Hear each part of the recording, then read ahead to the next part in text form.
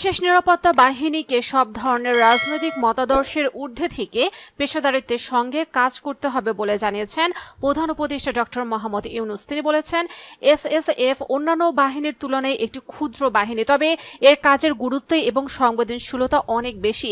এই বাহিনী আমার নেতৃত্বে এবং তত্ত্বাবধানে পরিচালিত হয়। বুধবার প্রধান উপদেষ্টার কার্যালয়ে এসএসএফ এর ৩৯তম প্রতিষ্ঠাবার্ষিকী উপলক্ষে আয়োজিত এক অনুষ্ঠানে তিনি এসব কথা বলেন।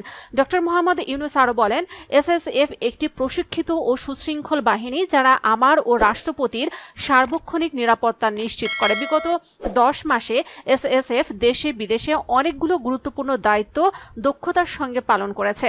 আমি এসএসএফ এর সার্বিক পেশাদারিত্ব এবং আন্তরিকতা নিয়ে সন্তুষ্ট। এজন্য আমি এসএসএফ এর সকল সদস্যকে আমার ধন্যবাদ জ্ঞাপন করছি।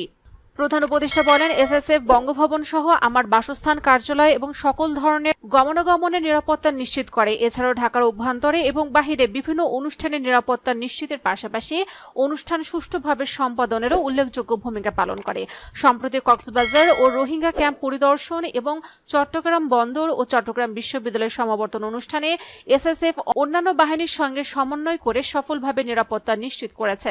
ডক্টর মোহাম্মদ ইউনূস বলেন, শুধু দেশের অভ্যন্তরে নয়, দেশের বাহিরেও আমার রাষ্ট্রীয় সফরগুলোতে এসএসএফ বিভিন্ন দূতাবাস এবং সংশ্লিষ্ট দেশের প্রোটোকল ও নিরাপত্তা বাহিনীর সঙ্গে একযোগে কাজ করে সফরসমূহ সাফল্যমণ্ডিত করেছে। এছাড়া বাংলাদেশে আগত মালয়েশিয়ার প্রধানমন্ত্রী, পূর্ব তিমুরের রাষ্ট্রপতি ও জাতিসংঘের মহাসচিবের রাষ্ট্রীয় সফরে সামগ্রিক নিরাপত্তা এই বাহিনী অত্যন্ত সফলতার সঙ্গে সম্পন্ন করেছে।